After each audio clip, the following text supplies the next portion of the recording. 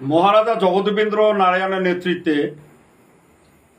যখন ইউরোপে যুদ্ধ করে রেডিও বার্তালাপত কুমার ইন্দ্রজিৎক যে দায়িত্ব দেয়, যেগুলা যুদ্ধত মারা গেছে বাদ বাকি যে আজাদিন ফৌজের যে মানুষগুলা আছে সেই মানুষগুলা বাড়ি পাঠিয়ে দিয়ে দাও, উমের উপরে কোনো কেস এলিগেশন কোনো কিছু না লাগে বাড়ি পাঠিয়ে দাও আর মেসেজ দিয়ে দাও যে ভারত স্বাধীন হবার জামাত হচ্ছে।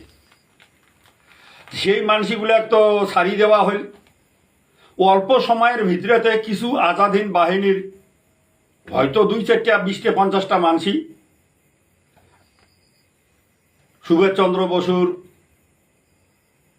মানে খুব মানে হয়তো বা ভক্তি শ্রদ্ধার নজরে দেখছি।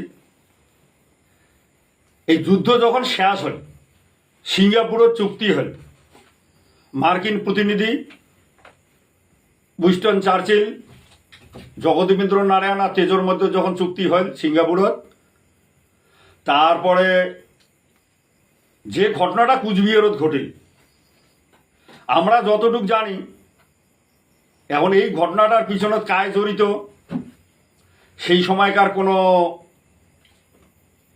পলিটিক্যাল দলও হবার পারে, কিন্তু আমার যেটা ধারণা আজাদিন বাহিনীর কিছু সংখ্যক লোক যেটা সুভাষচন্দ্র বসুর বেশি অনুপ্রেরণা যাচ্ছে, ঘনিষ্ঠতা যাচ্ছে। তাহলে ইন্দ্রজিতের মৃত্যুর এবারে কাহিনী কই। ইন্দ্রজিতের যেটা বর্তমানে এয়ারপোর্ট আছে এসপি বাংলার সোজা অপোজিটে পুরানা একটা লাল ঘর ছিল। সন্ধ্যাবেলা করিয়া ইন্দ্রজিৎ সেই জায়গাত বসিছে যখন যখন রাজবাড়ির প্রেজেন্ট ছিল। সেই সময় ইন্দ্রজিতের যে পানীয় দ্রব্য ছিল সেই জায়গাত ক্লোরোফর্ম মিক্সচার করিয়া ইন্দ্রজিৎ অজ্ঞান করা হয়। অজ্ঞান করিবার পরে এই অজ্ঞান মানসিটাকে রীতিমতো আবার টাং মায়ের করিয়া হাড্ডি হুড্ডি ভাঙি দিয়া এই অবস্থাতে আবার উয়েরে গাড়ি করিয়া নিয়ে যাওয়া হয় লালকুঠি দার্জিলিং। ওই জায়গা নিয়ে দেয়া সেই গাড়ি আবার রাজ্যতে ওটিতে গিয়ে রিটার্ন করা হয়। আর ওটি দার্জিলিংত ঘুরি বেড়াবার জন্য যে জিপ ছিল সেই জিপত বসিয়া পেট্রোল ঢালি দিয়া কুমার ইন্দ্রজিৎক বেহোশ অবস্থাতে পোড়া দেওয়া হয়। তখন তার প্রাণ ছিল, জীবিত অবস্থায় পোড়া দেওয়া হয়।